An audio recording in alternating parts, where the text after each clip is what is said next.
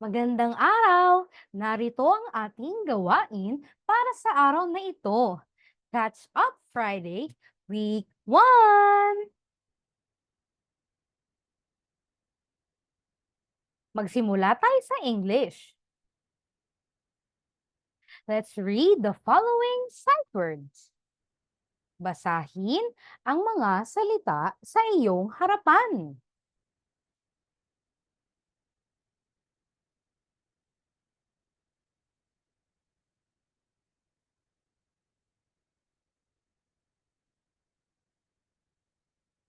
I-pause ang video kung kinakailangan.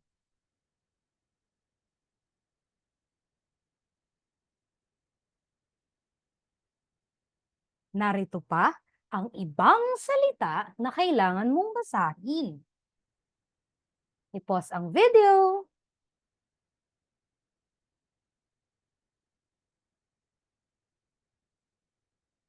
At ito ang huling grupo ng mga salitang kailangan mong basahin. Ang tawag dito ay sight words. Sabihin mo nga, sight words. I-pause ang video kung kinakailangan.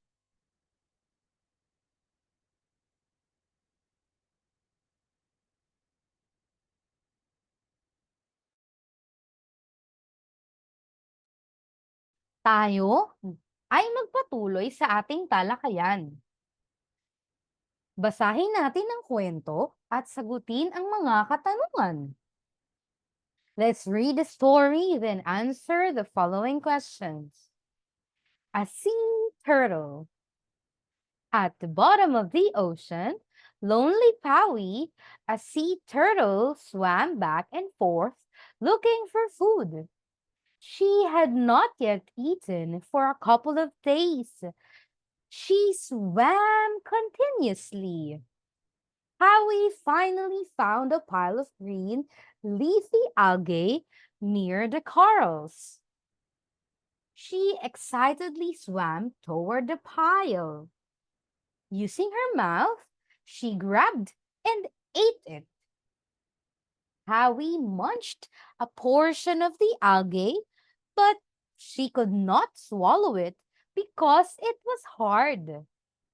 Howie discovered that what she chewed was a plastic bottle.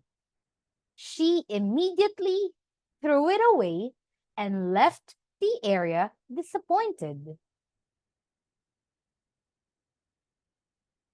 Now, it's your turn to read the story on your own. Pause the video.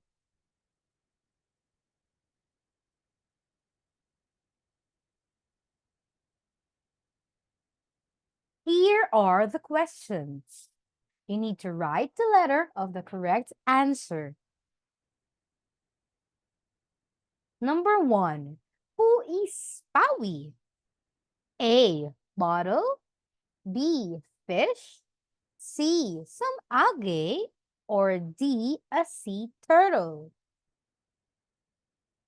What's your answer? Yes, it's letter D. A sea turtle. Howie is a sea turtle. Number 2.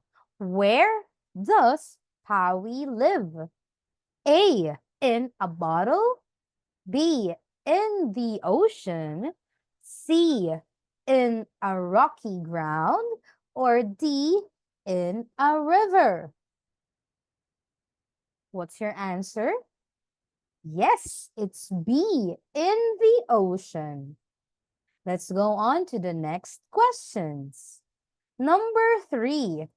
What did Powie discover under the sea? A. A green vegetables. B. Green bottle. C. Green salad. Or D. A plastic bottle covered with algae. Yes, it's letter D. A plastic bottle covered with algae. Next, number 4. Why was Powie disappointed? A. Because she chewed a plastic. B. She was tired of swimming. C. She was hungry. And letter D, she was alone. The correct answer is A. She chewed a plastic. And last question.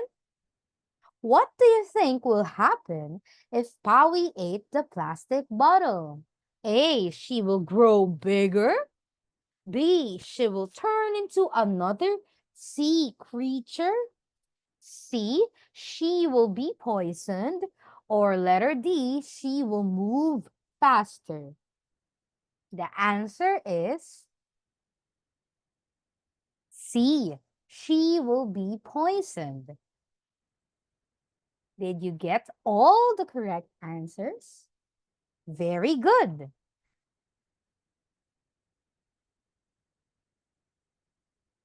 Tayo ay magtungo na sa asignaturang Filipino. Basahin ang mga salita. I-pause ang video ngayon.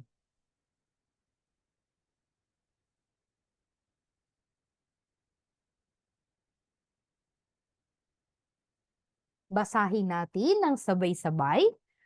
Babae, dalaga, balanga, masa, papaya.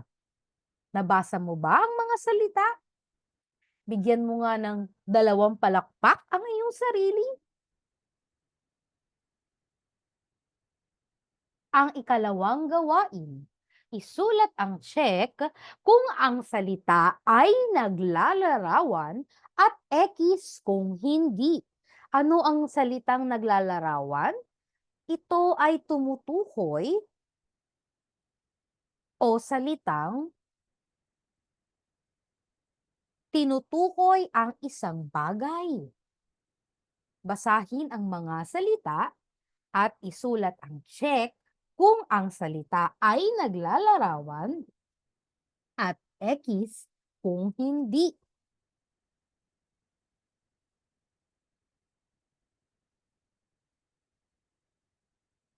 I-pause ang video upang makasagot.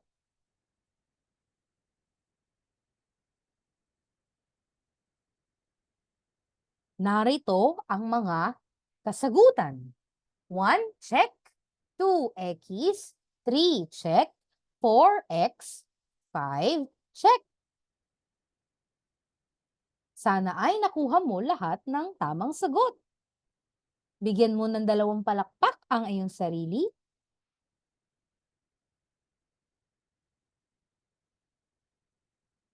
Ano ang inyong nakikita sa larawan? Ito ay mainit pa. Parang ang panahon. Napakainit. Ilarawan mo nga ang pizza. Bukod sa ito ay mukhang mainit at bagong luto, ano pa ang maaari mong masabi tungkol sa larawan base sa itsura nito? Ito ay mukhang masarap, malinamnam, at masustansya. Pwede. Magaling. Basahin natin ang kwentong pinamagatang Hating Kapatid. Likha ng Guro. Si Tatay Ronnie ay pauwi na galing sa trabaho. Napadaan siya sa tindahan ng pizza. Dahil siya ay bagong sweldo, naisip niyang pasalubungan ang kanyang 2 anak na sina Hana at Ina. Masayang umuwi si Tatay Ronnie. Ngayon, ikaw naman ang magbasa. 1, 2, 3, basa! I-pause ang video.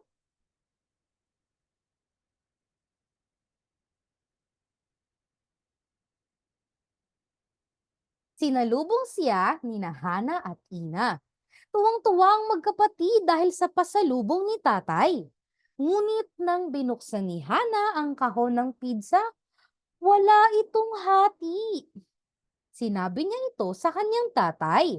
Kaya kumuha ng panghiwa si Tatay Ronnie at hinati ang pizza sa dalawa. Ang isa ay para kay Hana at ang isa naman ay para kay Ina. Ayan, pantay ang pagkakahati ko sa inyong pizza.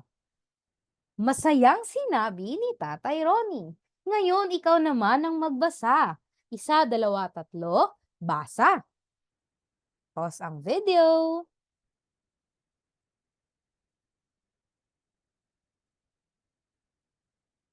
Basahin at sagutin ang mga katanungan.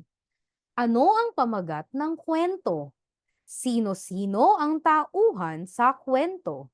Ano ang dalawang o dalang pasalubong ni Mang Lito para sa dalawang anak niya? 4. Ano ang napansin ni Makisig sa dalang pasalubong ni Mang Lito? At 5.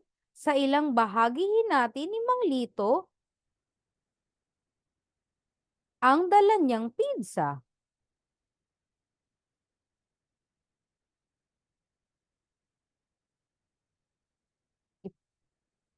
Pag-aralan at basahin ang mga salita sa chart mula sa kwentong binasa. I-pause ang video.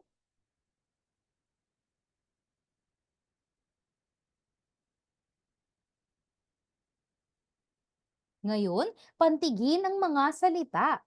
Ngunit bago magpantig, kailangan basahin muna natin. Isa, dalawa, tatlo, basa. Alimango, abokado, eroplano, elepante, opisina. Ngayon, ikaw naman ang magbasa at pantigin ang mga salita. I-pause ang video upang sumagot. Narito ang mga kasagutan. I-check ang sariling sagot at isulat kung ilan ang nakuha mong tamang sagot. Magaling!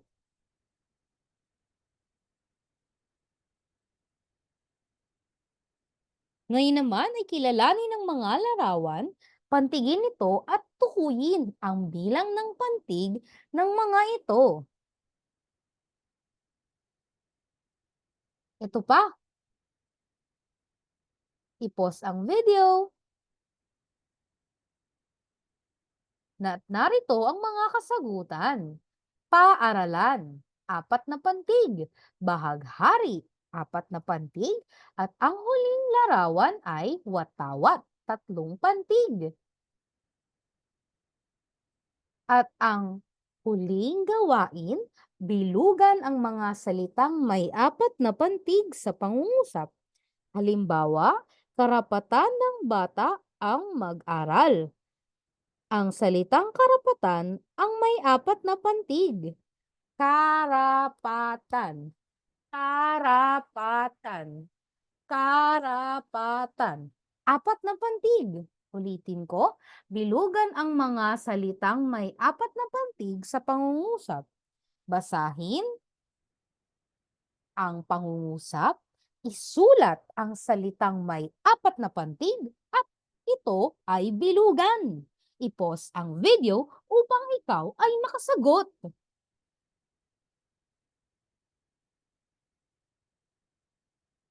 Narito ang mga kasagutan. 1. Gumagawa. Gumagawa. 2. Natututo. Natututo. 3. Magpaganda. Magpaganda. 4. Magkapatid. Magkapatid. At 5. Matalino. Matalino. Nakuha mo ba lahat ng tamang sagot? Bigyan mo ng 2 palakpak ang iyong sarili.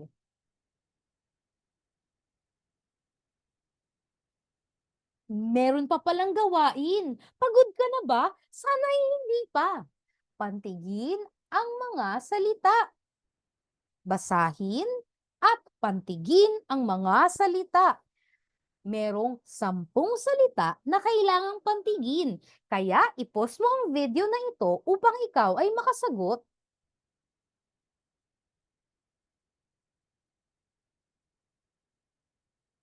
At ito ang mga kasagutan. I-check ang sarili mong sagot. 1. Magkaibigan. 2. Kapaligiran. 3. Palaruan. 4. Kasangkapan. 5. Napakalawak. 6. Kapalaran. 7. Salamangkero.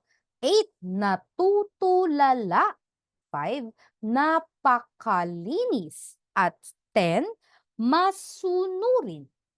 Nakuha mo ba ang lahat ng tamang sagot? Bigyan mo ng 2 palakpak ang iyong sarili.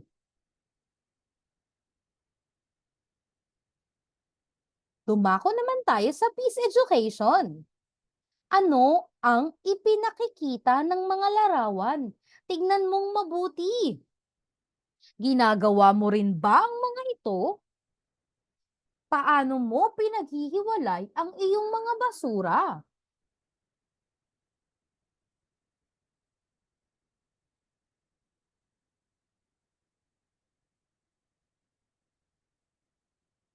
Pagbasa ng tulang sa aming paaralan ni R.B. Katapang.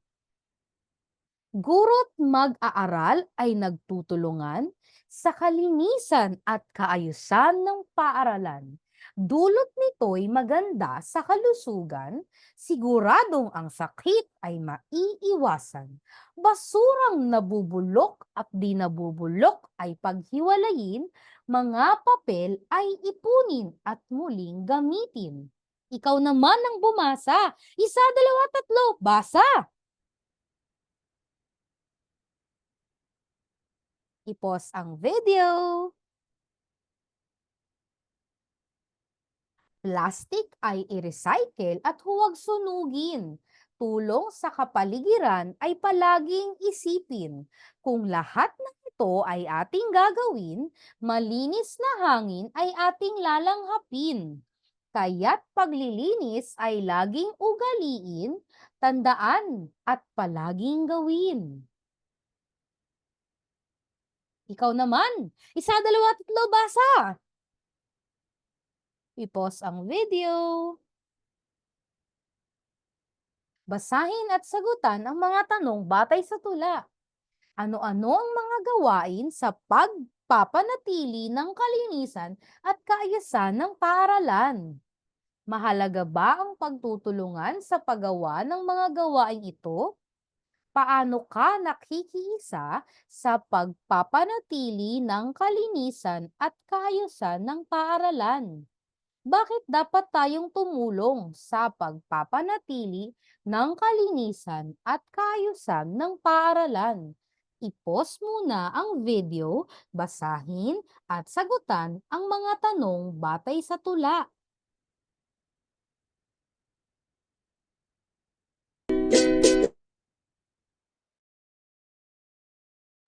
Pagkatapos mong sagutan ang mga tanong batay sa tula, tignan at pakinggan ito.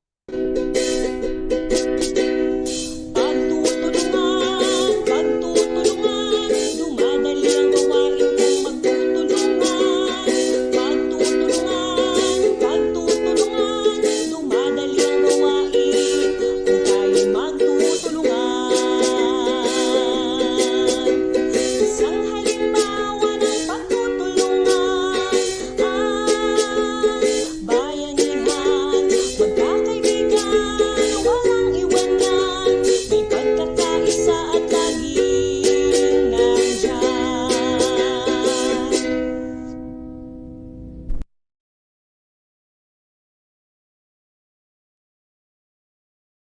Ano ang iyong ginagawa sa loob ng tahanan, paaralan at komunidad na nagpapakita ng pagtutulungan? Ano ang kahalagahan ng pagtutulungan? Paano mo ipapakita ang pagtutulungan sa iyong kapwa? Basahin ang mga tanong at sagutin ito. I-pause ang video upang magawa ito.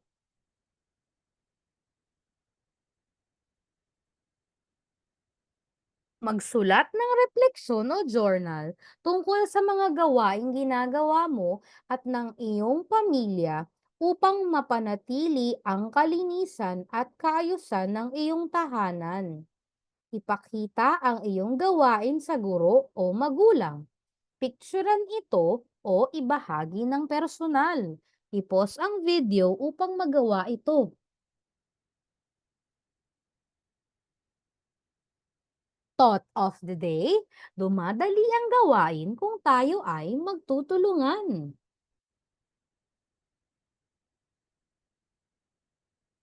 At tayo ay dumako nga naman sa values education.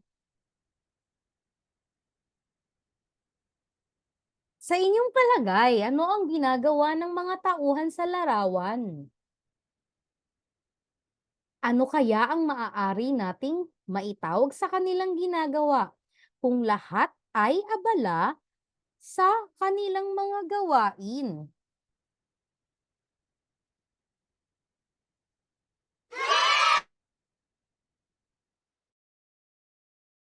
Ngayon, makinig at manood.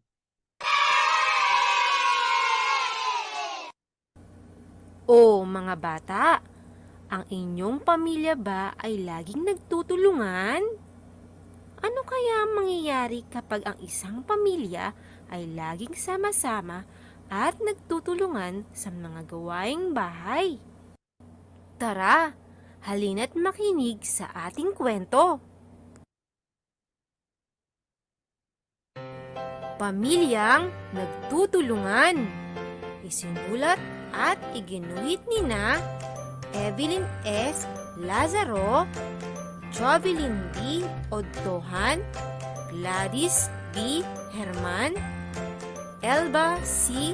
Aliposo, digitized by Eugene S. Ignacio.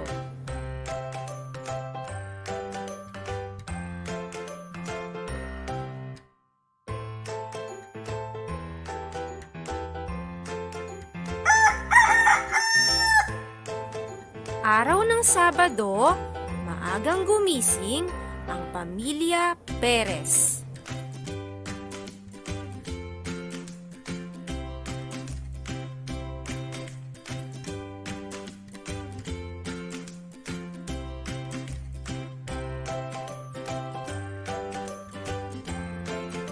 Abala ang buong mag-anak upang ipaghanda ang kaarawan ng kanilang bunso.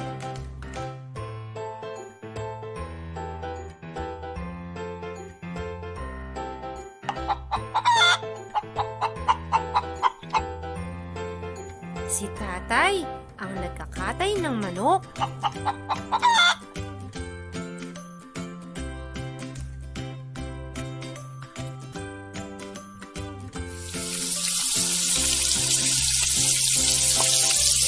Si nanay ang nagluluto ng pagkain para sa handaan.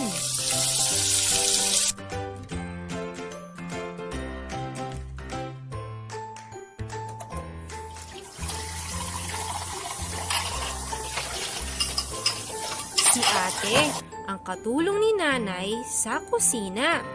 Siya ang tagahugas ng mga kagamitan sa pagluluto.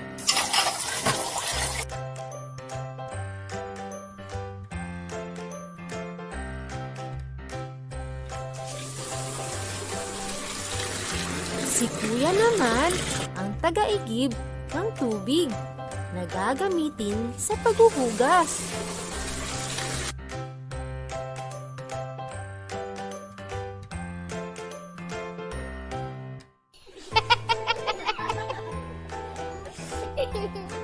Habang si Bunso ay masaya lang na naglalaro sa sala.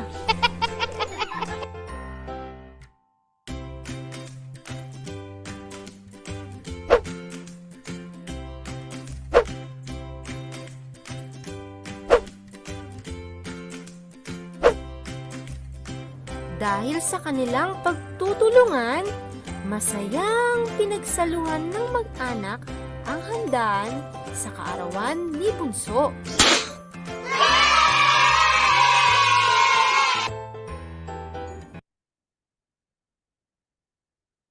Basahin at sagutin ang mga katanungan. Sino-sino ang mga tauhan sa kwentong Pamilyang Nagtutulungan? Paano mo ilalarawan ang pamilya Perez? Paano ipinakita ng pamilya Perez ang kanilang pagtutulungan? At awitin ang kantang pagtutulungan. I-pause muna ang video bago awitin ang kantang pagtutulungan.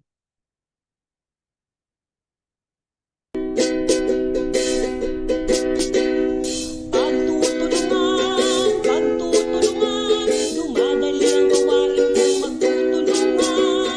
Pagtutulungan, pagtutulungan, dumadali ang gawain kung tayo'y magtutulungan. Isang halimbawa ng pagtutulungan ang bayanihan. Magkakaibigan, walang iwanan, may pagkakaisa at laging nandyan.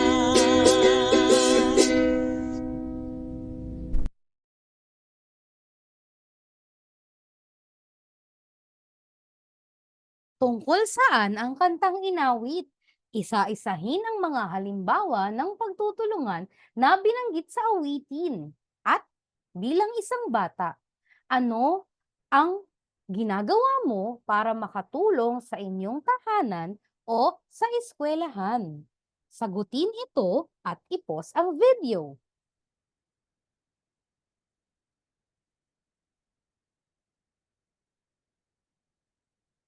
Ano ang mga simpleng bagay o paraan na maaari nating gawin araw-araw upang maipakita ang pagtutulungan?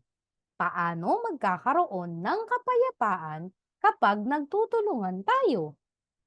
Ipos muli ang video upang masagot ang mga katanungan.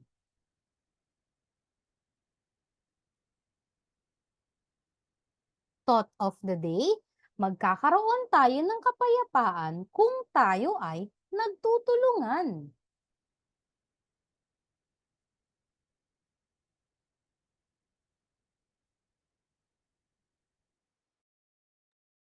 Ngayon ay dumako naman tayo sa health education. Ano ang ipinakikita ng mga sumusunod na larawan?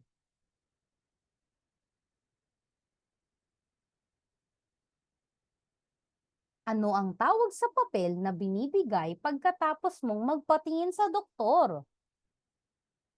Tama, ito ay medical prescription o reseta ng doktor. Bakit kailangan ng prescription ng doktor bago uminom ng gamot? Ano-ano ang mababasa ninyo sa pakete ng gamot o medicine label? Pagbasa ng kwento, saan nagkamali si Luis? I-pause ang video upang mabasa mo ang kwento. Ngayon naman, tayo ay magbasa ng sabay-sabay. Isa, dalawa, tatlo, basa. Saan nagkamali si Luis? Masama ang pakiramdam ni Luis nang dumating galing paaralan. Pagkatapos ng hapunan, nagsimula siyang bumahing at nahirapang huminga dahil sa baradong ilong. Agad siyang kumuha ng gamot mula sa lagayan at ininom ito nang hindi binabasa ang label. Pagkalipas ng isang oras, sa halip na bumaba ang lagnat at mawala ang sipon, ay lalo pa itong lumala. I-pause muli ang video upang ikaw ay makapagbasa. Ngayon, tayo ay magbasa muli at sabay-sabay natin itong basahin. Isa, dalawa, tatlo. Basa. Naglitawan din ang maliliit na pantal sa katawan na may kasamang pangangati. Nang dumating ang kaniyang nanay, nabahala ito sa kalagayan ni Luis. Nagpasya ang kaniyang nanay na dalhin siya sa pinakamalapit na pagamutan. pinayuhan ng doktor ang mag-ina na siguraduhing di palipas ang gamot na iniinom at laging nasa patnubay ng nakatatanda. Binigyan ng doktor si Luis ng tamang gamot at panuto sa pag-inom para sa kaniyang karamdaman. Basahin at sagutin ang mga katanungan. Ano ang naging sakit ni Luis? Para saan ang ininom niyang gamot? Ano ang nangyari sa kaniya? Ano ang mali sa ginawa ni Luis? At ano sa palagay ninyo ang dapat niyang ginawa? I-pause ang video at sagutin ang mga katanungan. Gawain. Unang gawain, lagyan ng check ang mga bagay na maaaring gamitin upang makatulong sa tamang paraan ng pag-inom ng gamot at X ang hindi kailangan. Check o X lamang ang iyong isasagot. Narito ang mga larawan. Number 1, prescription ng doktor. Number 2, lagayan ng mga gamot. 3, relo. 4, pharmacy o bilihan ng gamot. At 5, nakatatanda o magulang na magpapainom sa iyo ng gamot.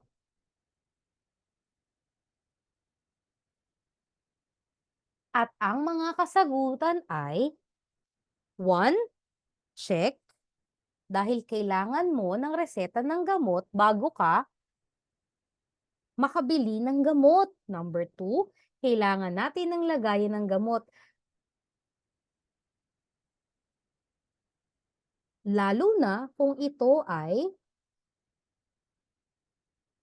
nasa form ng syrup. 3, watch. Dapat alam mo anong oras ka kailangan uminom ng gamot. 4, kailangan mo rin ng tamang taong bibilhan ng gamot. At 5, kailangan din ng nakatatanda o magulang na magpapainom sa'yo.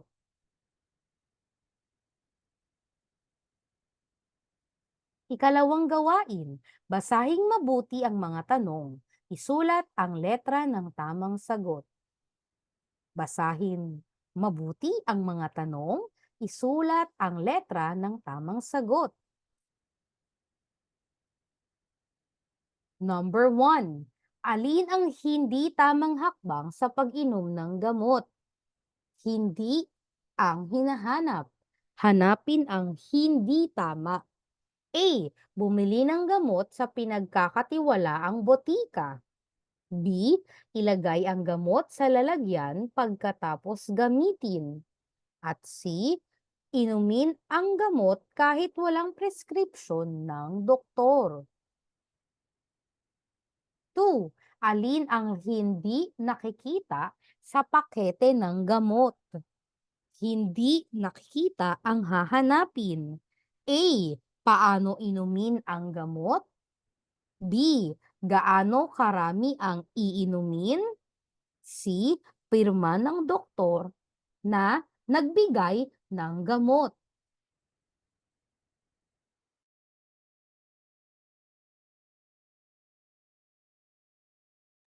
Number 3, lahat ng nabanggit ay dahilan kung bakit kailangang tingnan ng maigi ang expiration date ng isang gamot maliban sa isa.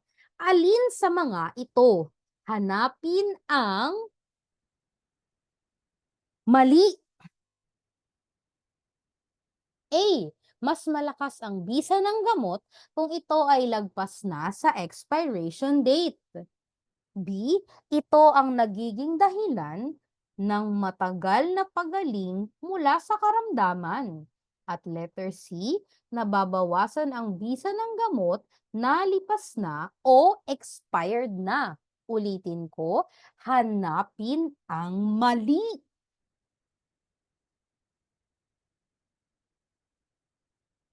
Four, sino ang maaaring gumabay sa bata sa pag-inom ng gamot? A, kaklase at guro. B, magulang at nurse. C, tindera at kapatid. At huling katanungan, number 5, anong uri ng gamot ang nabibili sa butika kahit walang reseta? A, prescribed. B, over-the-counter. Or C, preventive. Narito ang mga kasagutan. I-check ang sariling sagot at isulat ang iyong score. Bigyan ng 2 palakpak ang iyong sarili kung tama lahat ng iyong sagot. Mahalagang katanungan, bilang isang batang tulad ninyo, ano ang maaari ninyong gawin kapag kayo ay may karamdaman? Isulat mo ang iyong refleksyon o natutunan mo sa ating aralin ngayon at ibahagi mo ito sa iyong guro, magulang o kapatid.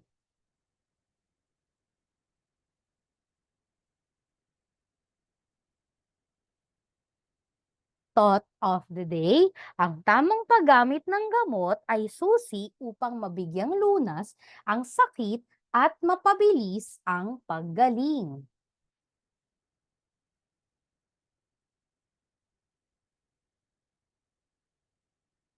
At dyan nagtatapos ang ating aralin ngayong araw para sa ating Catch Up Friday Week 1. Paalam! Sa susunod na lang!